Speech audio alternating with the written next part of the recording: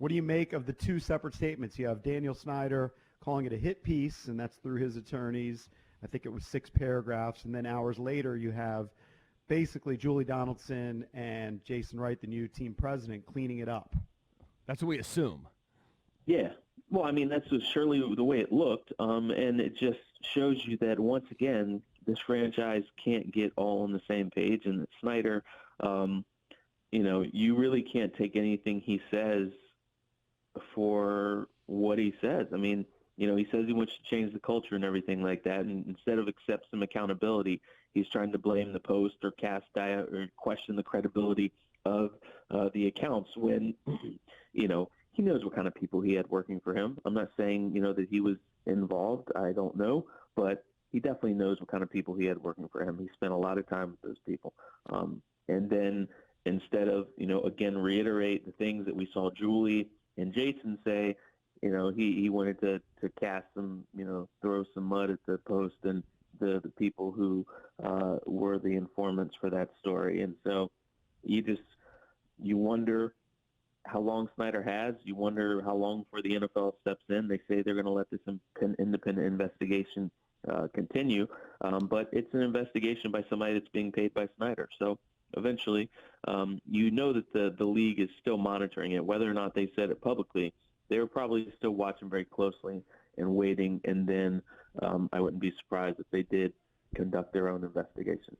Mike, you covered this Redskins team for a long time. Did you hear whispers about sexual harassment in the workplace? Any of these, things that have come out recently from the Washington Post articles, did you hear some of that while you were on the beat?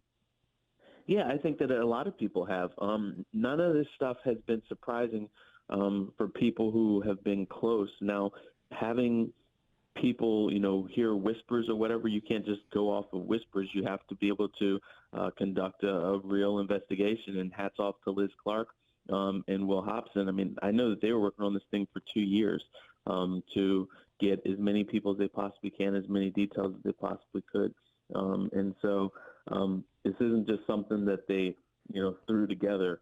This thing has been a long time in the making, and there have been, whispers and rumblings of this type of thing for quite a while. Now, I understand this is pretty trivial in the grand scheme of things, but before you jumped on, in one of our previous segments, we were talking about something that irks us, and that's when Ron Rivera refers to Jason Wright as Jason and then calls him Mr. Snyder. You told us this before, but maybe you can kind of reiterate it. And in the article, it talks about, that he wanted people to call him Mr. Snyder. He didn't want employees to look him in the eye. I think you told us you had one real interaction with him in all the years you were covering the team, right? And that was on an elevator by happenstance? Yeah. I was covering the owners' meetings down in New Orleans, and I was on the elevator, and he was about to jump on. And when he saw me, he didn't want to get on the elevator, and I was just like, I'm going up too. And he was very uncomfortable. I tried to, I asked about his daughter had been shadowing the PR team, so I asked how his daughter was doing, and she was full of questions and just told her impressive young lady. So he loosened up a little bit, but he's just a very socially awkward person. And, there's a lot of socially awkward people. Doesn't mean you're a bad person, but the stuff that he's allowed to go on and just the way that he's treated people, just with the arrogance and demeaning people and things like that. And again, requiring people to call you Mr. Snyder. But, telling people, don't look at him, don't acknowledge him. And just there's a lot of weird stuff going on there that's really unnecessary and is not how you breed a healthy culture.